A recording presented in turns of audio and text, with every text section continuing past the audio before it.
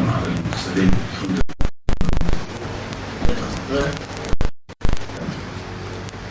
Praise you, thank you. Lord, social work and here at the Niger State forward. All these. Ladies and gentlemen, we have things on my other person that they can welcome out to supported to the struggles of the we also have academic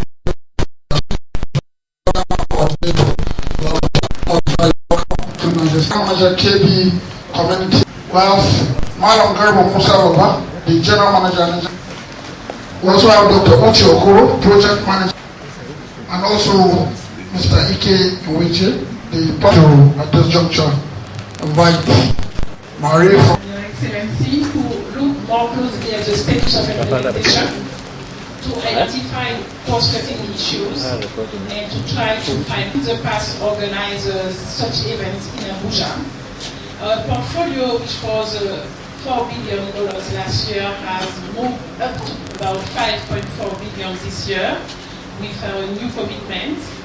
And we see that about half of the portfolio is implementing in states. So we have therefore decided to go to the states to do this review instead of having all the projects country-wide, to focus on a limited number of states, which allows us to go deeper into issues and be more closely with the counterpart. Secondly, Your Excellency, in that context, we think that our engagement increasing at state level, we need to, in a very consistent manner, ensure that our projects are aligned with the state visions, with their priorities. And we think that it is important, therefore, for us to have an interaction with the commissioners in charge of the various projects that, in the various sectors where we are engaged in. The way we organize this session, we started first with a field visit, with looking at 3 projects. I will tell you briefly after the community social development, no, the FADAMA project rather. We also visited the HIV/AIDS, and yes, we did also visit the community social development project. In Niger State, Your Excellency, the World Bank has a portfolio, and I will leave the note with you. We have currently 5 projects. One which is a public sector governance reform project, which is a project that became effective last year. We then also have the YESO, the Youth Employment and Social Obligation, which is a project that is being made effective, we hope, in the coming weeks. It's a project that targets, I think, one of your priorities, Your Excellency, how to create opportunity for youth, and especially the most vulnerable, the women, and also the youth that are certainly least skilled. We also have the Community Social Development Project, which is now, I think, is considered one of our best projects in the country, in the sense that it is really responding to the needs of the communities. We have the HIV/AIDS project as well.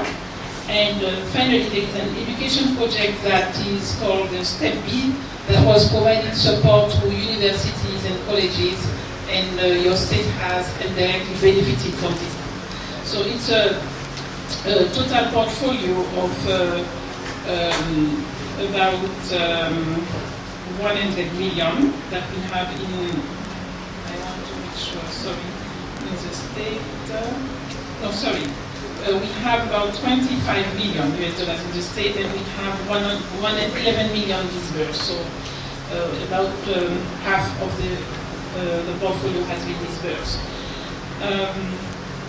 We have not yet allocated the amount that will go to YESO, so this is why the amount looks so small. Allow me, Your Excellency, to share a few observations that we have been able to make visiting the 3 projects yesterday and throughout the discussion that we have had. We were fortunate to have the Commissioner of Agriculture who came to address us and to present the strategy, and we were very pleased to see that the agriculture strategy is in line with the agricultural transformation agenda of the government, and our contribution already through the FADAMA project is helping to make a difference, but certainly that much more could be done. What I indicated to the Commissioner was, first, we need to see together how to scale up the FADAMA interventions. We see that a number of products are being produced, and there is a possibility to organize the communities to bring them at a higher level and bring the expertise in terms of the marketing of this project, the packaging, and I think that we can work together in this area. Then we visited the HIV, the General Hospital of Mina. We were very encouraged by what we saw. The HIV unit is really working. I was impressed actually by the quality of the staff, the doctors, the counselors. But as in everything, there is always a scope for improvement. One of them, Your Excellency, was the allocation of the state to the HIV AIDS. We think that perhaps the state could contribute, because as much as the state, the hospital is responding to the need, clearly we saw that there were needs that were not met, particularly in the amount and number of test kits that were available, and we saw that there were some shortage. Also in the conversation, and that came also in our discussion in the room with the other colleagues, the question of the coordination of the intervention and the HIV response in Niger State has to improve. We have the World Bank, we have the Global Fund, and I think that the challenge is to make sure that we are not duplicating, but rather that we are reinforcing our intervention. We think that the Commissioner, the Ministry of Health with the SACA could work together to prepare a more comprehensive program, which will indeed facilitate our engagement, because instead of coming each doing whatever we want to do, we will have very clear directive and orientation given by the state, and that will facilitate donor coordination. Finally, Your Excellency, regarding the visit, the issue of counterpart funding, timely disbursement of counterpart funding, and as a matter of fact, I would like to say that it doesn't apply just to Niger State, but to most of the states. We see that there are sometimes delays, and what I have observed that in some cases it's not necessarily at the level of the state, it can be at the level of the LGAs as well. But I think that we hope that we can have this type of mechanism that will allow you to identify very quickly the gaps. One question that we have put on the table, given the fact that there are 5 projects in Niger State, we want to see how we can improve the coordination with the World Bank and with the partners. And we have suggested to the project director, the project coordinators, to among themselves identify a champion that could organize periodic meetings, because you have cross-cutting issues that you can find in FADAMA, that we can find in CSDP, and that perhaps they could organize a quarterly meeting among themselves to share their experiences. More importantly, we would like to see within the Executive Council if we could have who could be the entry point for the coordination with the partners, to facilitate the coordination more broadly and also the communication. Allow me, Your Excellency, to perhaps go beyond the portfolio review to tell you a little bit more where we are as a World Bank and also as partners. First of all, I wanted to indicate that the new president of the World Bank has worked reviewing the vision that the World Bank has spelled out, has made and put on the table a challenge for the international community, which is to see how we could accelerate the effort to reduce extreme poverty in the world. As of today, extreme poverty decreased significantly over the past decades, and we can say that extreme poverty is measured at about 20% worldwide. And the challenge that has been put is to see how we could go down to 3% by 2030. So in a generation, in about 17 years. Clearly, this is a global target, which is not expected to be met in each state. But if you look at the world, if we look at South Asia, just in India, you have 300 million people that are under extreme poverty. Unfortunately, in our country, Nigeria, we have about 100 million. We have looked at the number of extreme poverty, and this is defined to facilitate comparison from one country to another as a percentage of people living with $1.25 per day. And in Nigeria, as of today, the information that we have is at this level is at 63%.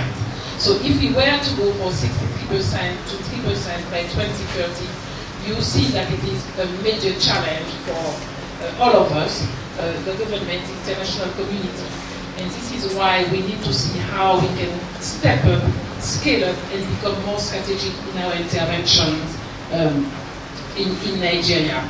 In that context, Your Excellency, I would like to mention that the cooperative partners, precisely in view of the challenge, have decided to organize themselves and have established what we call a country assistance framework, which is a platform that would allow us to better organize the division of labor among ourselves, again, so that to avoid that all partners are doing the same thing and then some key sectors are left out. Secondly, to see how we can use common implementation mechanism and gradually that we use country system instead of having parallel system. And to make this system, this framework effective, we are proposing to work around 10 sectors and have one partner that will lead the dialogue on each of these sectors, and this information will be communicated to you. We have met the executive government, we met the economic management implementation team to share our analysis of the opportunities and the challenges that we see that Nigeria facing, as well as the areas of intervention where we would like to focus in the coming years. I would like to see with you, Your Excellency, how we could organize the same consultation at the level of the governors. We are going to meet the civil society and the private sector next week, but we think that it's also important to organize this consultation with the state. Within that context, the World Bank organized and developed a strategy that establishes its priorities in a country. And in the case of Nigeria, our current strategy is ending at the end of June 2013, and we are in the process as part of this new cooperative platform that we have established with the partners to develop our strategy for the next 5 years, 2014-2017. I would like to give you already the orientation of this new strategy. Our main vision is to see how we can contribute to help develop a socially inclusive development in Nigeria, particularly to ensure that the non-oil growth is being developed much strongly, and that especially that we have more an approach that is more inclusive. Especially because the analysis of the poverty numbers and the social indicators show that a number of states are behind, and unfortunately we see in the northern states the social indicators, particularly the education and health indicators, are much behind. And as part of our discussion, we would like to see how our contribution can help ensure that we have an inclusive development in Nigeria. With that in mind, we think that we will, of course, continue to support what we call the fundamentals, ensuring the macro stability that has significantly improved continues to be stabilized, because it is essential for private sector development. In addition, as part of the fundamentals, we see the importance of continuing the support to develop the infrastructure. But what we see for the next period is that given the important needs that the country has, we need to find a strategic approach to be selective in how the infrastructure is being developed. And for that reason, we've been working with the government to develop a special analysis that allows to visualize on the map the endowment of the various states, of the various regions, and also position on this map the existing infrastructure and its status, which allows to clearly see the obvious gaps that are emerging. For example, in the discussion in terms of the Lagos-Kano corridor, we start seeing that there are important links that are missing, and perhaps instead of going in a very ad hoc manner to opportunistically choose certain segments, but the idea of in fact supporting the infrastructure that will reinforce the connectivity of the country would be extremely important. Building on the analysis that was made by the Federal Ministry of Agriculture on the agricultural transformation agenda in the proposal to develop staple crops for processing zone. In essence, developing pole of activities that will in fact nurture the growth, create opportunity for the youth, and create what we call a virtuous cycle of development. We intend to provide also support to the development of these zones, and we again think that it is important to have a selective approach in the sense that we need to demonstrate results and be able to scale up on this result. As part of this infrastructure development, one area that we have targeted that concerns particularly the north is the rehabilitation of a number of dams that have the potential of creating large space of arable land that would in fact support the agricultural agenda. We have already identified the area in Sokoto, in Kano, in Gombe. There are a number of dams in the north, and we will give priorities to the northern region because we think that indeed, because of the various ecosystem, priorities should be given these areas that are more subject to dry land and to climate change as part of the overall climate change movement that we are observing. Finally, we are not, of course, neglecting the human development aspect. With health, we think that the approach that the Ministry of Health has proposed, which is basically have a result-based approach on how we can reduce, we can save lives. Instead of having an input approach where the focus would be on building on health center, having a much more holistic approach.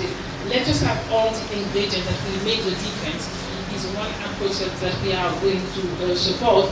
And we are already very much encouraged by the initial results that are coming from the result-based approach where health workers, nurses are not paid, are paid based on the services that they are producing. How many patients have they visited? How many vaccines have they administered? And we start seeing really the shift that is being done. And we think that this will be absolutely essential in terms of improving the productivity both in the real sector but also in the human development sector. I should be very honest with you, Your Excellency, Chief Chairman, that the area of education is one that is of concern to us and to me in particular. Why? Because we observe that broadly speaking, the indicators went down, including during the last decade. Secondly, that the learning outcomes are not satisfactory. And thirdly, because Nigeria has a population, 43% of the population is 15 years old or younger, unless we address this issue of fundamental education, we are really moving toward a major challenge for the country in the next 10 years. So it would seem that what is needed is perhaps a paradigm shift in terms of the way the resources are allocated, the way the state are involved into this agenda. And we would like to perhaps suggest that we have a much broader discussion, either with a number of focus states. We are already engaged with the Federal Minister of Education, but clearly we think that we will need to bring all minds around the issues to come up with something that will be tangible and that will be changing. So overall, we do see that there is a lot of innovation coming in the country. We've been working with the group that you have set up, the Northern State, to develop the priorities for the Northern States. They have shared with us their draft documentation. We are mobilizing a consultant that will be working with us because in a very unanimous way, all the partners have indicated we have to have a specific look at the North. We cannot leave the North behind, but we need to have the proper instrument to organize this support. And I think that what is very interesting is that because you have taken the leadership, again, it is easier for us to come to respond to a vision that is laid out, that each partner is coming and proposing to do a little bit of education, a little bit of health, a little bit of agriculture. We think that an integrated response to the North will be really very useful. So, Your Excellency, this is a little bit what I wanted to share with you. In closing, I wanted to say that the World Bank has issued recently the first Nigeria economic report. It's very interesting because it provides the status of the economy and the recent development.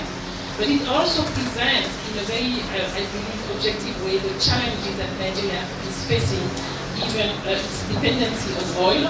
and the risk that the country will face should the oil price fall down significantly and abruptly in the coming years, given the fact that you don't have the same savings that you had at the initiation of the inception of the 2008-2009 crisis. And finally, the study has a chapter that will be extremely of interest to you, I think, because we look at the interrelationship between the federal government and the state and how to make this relation more effective, more efficient in terms of the delivery of services, the delivery of goods. And we have looked and compared with other federations such as Brazil, where we see that incentives such as competition funds are being put in place and provide resources to state to match their own resources. But in a situation where the state are in the driving seat, on the one who define the program and who implement them, and we think that you will find this of interest to you. So I would like to thank you again for giving us this very strong opportunity to speak to you. If I have the opportunity to see you after on the one-on-one, I would be delighted. And we would like to congratulate the Niger State government for its effort. I was very impressed by the quality of the cleanliness of the city, because I've been to a number of cities. I'm asking the person who was guiding me here what was the secret, and I understand that you have put a system in place. It is part of the element that could be shared with the cities, because there is no reason why the other cities could not do it if you have been able to do it. I was extremely impressed by that, and I will certainly report on that when I have the opportunity to talk to other states. Thank you very much, Your Excellency.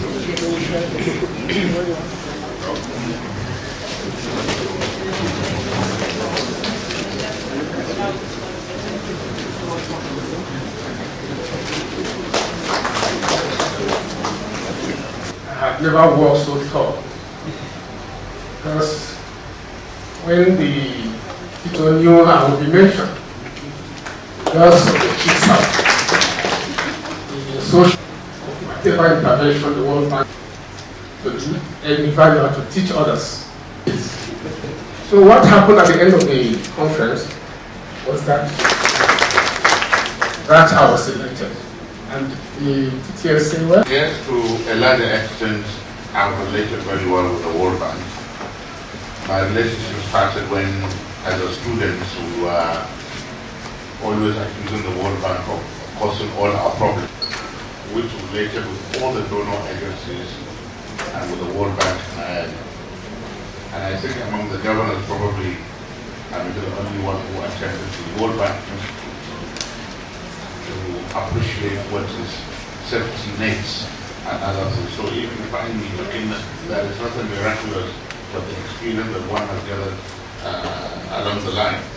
Let me sincerely apologize to you, because we were supposed to have received you at 11 o'clock, but I had these consultants of railway and others that I needed to finish with quickly. And I hope that our brothers from other states have had time not only for the evaluation, but also have seen and gone around Mina. Even the Zamfaraman, I'm sure you felt clear. Thank you. I have always loved partnership, because I discovered that through partnership you reduce the chances of corruption. You also get most of those projects well executed, and they tend to be more durable. Particularly when you have another person who is making sure that he's bringing his money for you to utilize, and you are much funding it, you must implement it in accordance with the rules and regulations that have been set. And if we look at in Niger State, most of the programs that we complete our test are programs that are more to do with partnerships, from MDG to SUPEB to the World Bank Assistance Projects. Fadama had always been my loving baby, and I'm happy that my wife too seems to love them more than I do. So for me, we will do whatever is necessary. Also, I just came back from South Africa, I drove from Pretoria to a NAMCO conference, 3 hours drive. I did not see an empty space on the road. Everywhere was a commercial farm. Every land you see has already been fenced. It is either you see livestock in it or something has grown. So there is no wonder or little wonder when you see people coming to me from Abuja always disturbed that all they see is forest. We need to introduce commercial farming. And I asserted, I really asserted that we don't have a commercial farmer in Niger State. Forget about the big ones of our big people around here. They are not really commercial farming in that sense. And we need to do it. And it starts from the little assistance that we can get. So it's not only in Niger State, but actually in the whole of Nigeria, we need commercial farming beyond the subsistence farming. In a country where you simply import anything and everything, even milk, 98% we import. Only about 2% were able to helps you a lot. When we talk, Madam has been very diplomatic in the way she was presented the information she did not take. But believe me, 63% poverty in any country, that is very dangerous. In any country. And out of this 63%, you may discover that 70% of 63% is from the north. If anybody is going, and I'm sure by the time we read the report, the economic report that the World Bank has produced, we will discover that if the north and the south were two different countries, the south will be described as medium income country, while the north will be described as low income country afflicted by conflict. So that tells you a lot of what we're going through. And I'm so happy with that last statement that the World Bank is helping us with that small committee that we set up on reconciliation, and this is Branch is talking to them. What I have been talking about, and many people don't seem to appreciate it, the Marshall Plan. When the United States had its economic problems in court, it sat down and said, within this number of years, what are those things that we must do to get out of the situation we're in? And they looked at education, at all the infrastructure, everything about what do we do to get out, and they did it.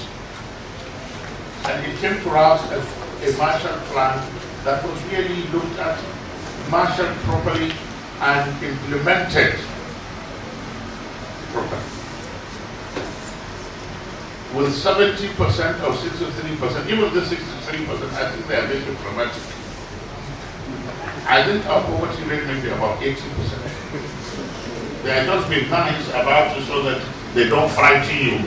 But already you are frightened, because if you look at all the insecurity problems where a policeman will be sitting and then somebody is shooting him only to take the gun of that policeman, that tells you the level of poverty, because that man is not going to use the gun to preach peace.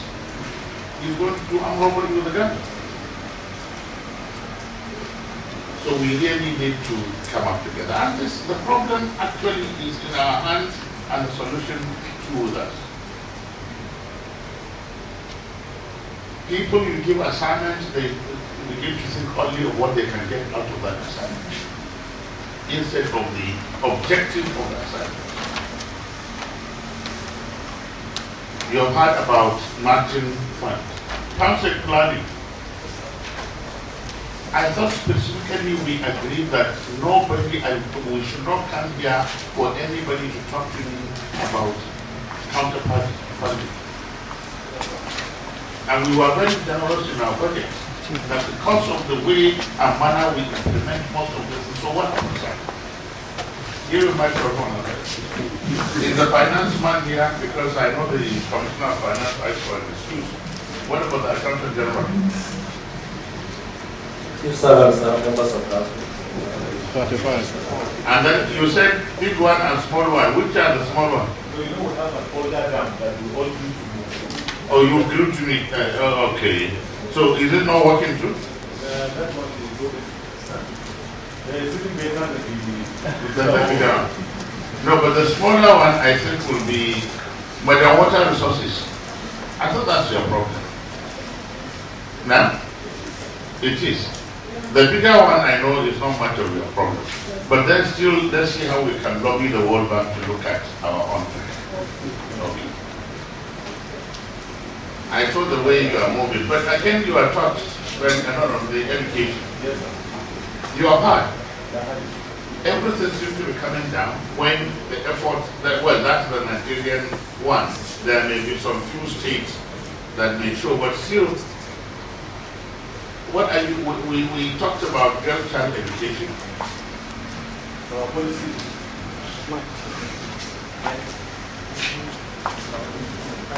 Given the number of pupils that we send to see for that examination, why yet, what is the number? We know, because you could say the whole country, everything is coming down.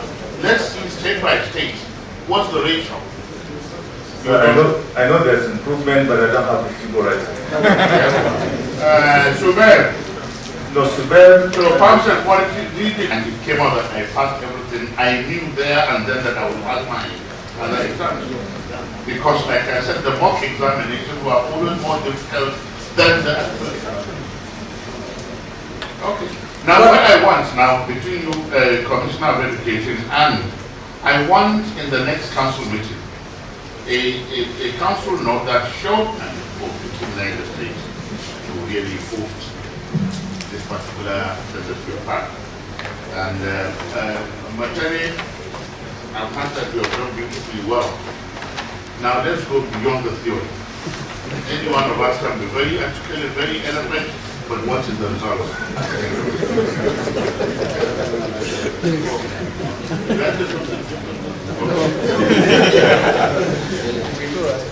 Because I was told you really did surprise Baba. Baba, stand up. Unless you want your controlling has caught up with you. What's happening about kids and then apparently the donor agencies are all doing their own the way we sat down here and adopted the basket approach. So it cannot be that anybody should come in and do it. So we bring the money and then we prioritize how we can expend the money. I thought that was the it has not been communicated to you. Very much, sir. Well, we Federal Ministry of Health have taken a different policy this year. Go backwards to say these are the things we should put in place. And I said 60 to 70% of shopping fund is going to go to agricultural issues. So I think we may have the resources to be able to handle that. thank you, sir. Planning, project planning, yes? Yes. I think they must talk that. No, there was a time I was given a test. When I finished, Dr. Ojo, in fact it was the Shamsuddin that gave us. He came here. Whether you like it or not today, sorry, sir. Okay, sorry. Not rudely, he interrupted me. How many more years do you have? Yes.